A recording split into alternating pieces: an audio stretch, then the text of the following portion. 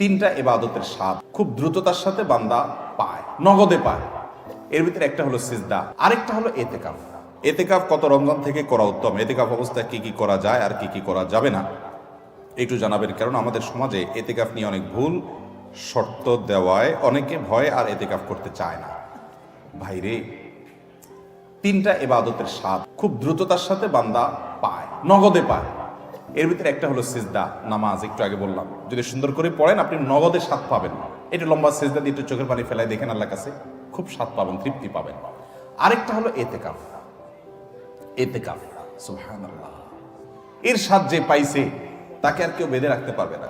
আমার বুঝজ্ঞান হয়েছে থেকে আমার আব্বা জান রহমতুল্লাহ আলাইকে আমি দেখেছি, আব্বা রমজানে সবসময় এতেকাফ করতেন।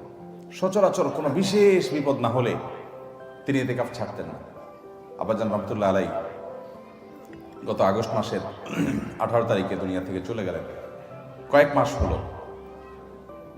গত রমজানে আল্লাহর বান্দা ক্যান্সারে আক্রান্ত, গ্রামের বাড়ি পাঠাইছি আমি, ডাক্তার বলছে অবস্থা ভালো না, লক্ষণ ভালো না, একটু গ্রাম থেকে ঘুরে আসো। আমি গ্রামে পাঠাইছি, উনি গিয়ে মসজিদে এতেকাফ বসে গেছে এবং শেষ দশক পুরাটা মসজিদে এতেকাফ করলেন। মারাত্মক ব্যথা, ক্যান্সারের পেইন। আমি বলছি কিভাবে এতেকাফ বসছে উনি? আম্মা বলে যে উনি এতেকাফ বসছে, উনি বলে যে আমি ভালো আছি, তোমাদের টেনশন করা লাগবে না, এতেকাফ ছাড়া আমি থাকতে পারবো না। শেষ দশক পুরোটা এতেকাফ করলেন। আজকের এই রমজানে আল্লাহর বান্দা কবরের বাসিন্দা।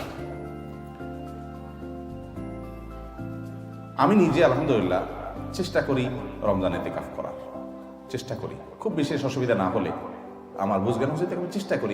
অন্য আমল করতে পারি না, এটা ছাড়ার চেষ্টা করি না, মানে এটা ছাড়তে চাই না, চেষ্টা করি এটা করার। এতেকাফের নগদ স্বাদ পাওয়া যায় ভাই, অভূতপূর্ব এক স্বাদ। যারা করেছেন তারা জানেন। আল্লাহর ঘরে একটু বসে যান, বসে এবাদত বন্দি করেন, আপনার ফিল হবে কি জানেন? ফিল হবে গাঁটটি বসকা নিয়ে আল্লাহর চৌকাঠে এসে পড়ে গেছে, এরকমটা ফিল হবে, অনুভব হবে, অসম্ভব ভালো লাগা কাজ করবে। বিশেষ করে এই মোবাইল টিপি দুনিয়ার হাজারটা কাজে, ইজি কাজে বিজি থাকার এই সময় 10টা দিনের জন্য আপনি নিজেকে বন্দি করে ফেলেন মসজিদে, অন্যরকম একটা স্বাদ পাবেন। আরেকটা ইবাদতের স্বাদ নগদ পাওয়া যায়, অনেক ইবাদতের স্বাদই নগদ পাওয়া যায়। আমি তিনটা আমার অভিজ্ঞতার আলোকে বলছি। সেটা হলো আরাফাতের ময়দানের দোয়া। আল্লাহ যাদেরকে তৌফিক দিয়েছেন তারা জানেন কি তৃপ্তি, কি স্বাদ, কি ভালো লাগা। সেই দুপুর থেকে দোয়া একদম সূর্য অস্ত যাওয়া পর পর্যন্ত লম্বা সময়, কয়েক ঘন্টা পর্যন্ত চাইতে চাইতে আল্লাহর কাছে মন ভরে চাওয়া যায়, খুব ভালো লাগে কাজ করে।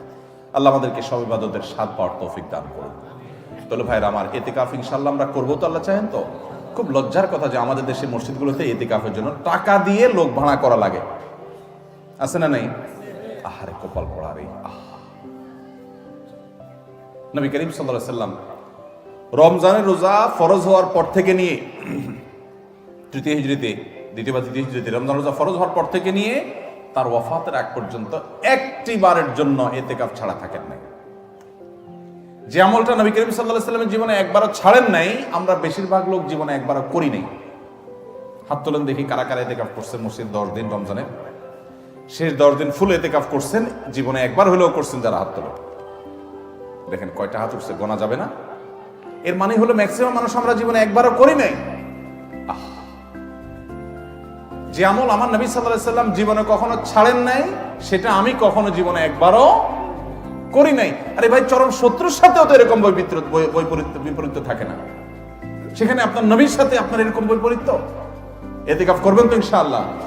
আপনি কিসের বিজি? আপনি আমার নবীর চাইতে আপনি বেশি বিজি, যিনি কাফাতুন নাসের কাছে রাসূল হয়ে এসেছেন, যিনি রাহমাতুল লিল আলামিন ছিলেন, গোটা পৃথিবীর মানুষের জিম্মাদারি যার মাথায় ছিল, মদিনা রাষ্ট্রের প্রধান যিনি ছিলেন, শেষ 10 দিন আসছে সব কাজ বন্ধ, মসজিদে এসে পড়ে যেতেন।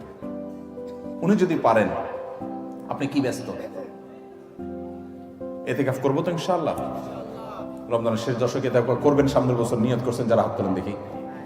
সিরিয়াস যারা নিয়ত করছেন, আল্লাহ আমাদের তৌফিক দান করুন, আর বাকিদেরকে আল্লাহ তাআলা নিয়ত করার তৌফিক দান করুন। এতেকাফ করবো তো ইনশাআল্লাহ? এতেকাফ করার অবস্থা কি কি নিষেধ? এতেকাফের বাইরে আপনার যা যা নিষেধ, এতেকাফ অবস্থায় তা নিষেধ। হারাম কোনো কাজ তো বাইরেও করা যাবে না, মসজিদেও করা যাবে না। তবে এতেকাফরত অবস্থায় আপনি দুনিয়ার কাজ কাম এতেকাফে বসে বসে করবেন না। একান্ত যেটা বাধ্য, আপনার ব্যবসা বাণিজ্য অন্যান্য কাজ যেগুলো না করলে নয়, আপনি মসজিদে বসে ওইটার উপর আপনার ডিপেন্ডেন্ট, আপনার চলতে হয়, আপনি জরুরি 2-4টা কাজ করা লাগলো সেগুলো করলেন। ওখানে বসে বসে আপনি রীতিমতো এটা দোকান বানায় ফেলবেন না আর কি। ওখানে বসে দুনিয়াবি প্রয়োজনীয় কাজগুলো আপনি সারতে পারবেন, যেগুলো আপনার জন্য জরুরি সেগুলো আপনি করতে পারবেন। এছাড়া আপনি মসজিদের ভিতরে নিজেকে আবদ্ধ করে ফেলবেন। এটা করবেন হলো 20 রমজান সূর্য অস্ত যাওয়ার আগে আগে মসজিদে ঢুকবেন। 20 রমজান সূর্য অস্ত যাওয়ার আগে আগে মসজিদে ঢুকবেন।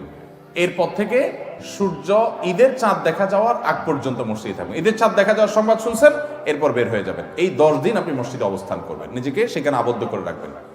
এবং এর মধ্যে আপনি বাহিরে যাবেন না। বাহিরে যাবেন টয়লেটের জন্য, পেশাব পায়খানা করার জন্য, একান্ত জানা হলো না সেই জন্য যাবেন। এমনকি খাবারটা এনে দেওয়ার লোক থাকলে আপনি বাসায়ও যাবেন না। খাবার এনে দেওয়ার কোনো লোক নাই, কোনো ব্যবস্থা নাই, এরকম কোনো জায়গায় যদি ইতিকাফ করেন তাহলে শুধু খেতে চেয়ে কারোর সাথে কথাবার্তা না বলে সোজা আবার চলে আসবেন, ব্যাস। অর্থাৎ 10 দিন আপনি মসজিদে বন্দি রাখলেন নিজেকে, শুধু ইবাদতবন্দির জন্য, ব্যাস। এ হলো ইতিকাফ। সেখানে আপনি তেলাওয়াত, তাসবিহ, ঘুম, অন্য সাধারণ কাজ কাম সবই করতে পারবেন। এমন করে যে বললাম, দুনিয়ার যে কাজ না করলেন সেটাও আপনি জরুরি কাজ মসজিদে বসে করতে পারবেন। বাইরে যে দোকানদারি করতে পারবেন 10 দিনের জন্য। করবো তো ইনশাআল্লাহ। ইতিকাফের ফজিলত হলো নবী করিম সাল্লাল্লাহু আলাইহি ওয়াসাল্লাম জীবনে কখনো ছাড়েন না। আল্লাহ আমাদেরকে আমলটা করার তৌফিক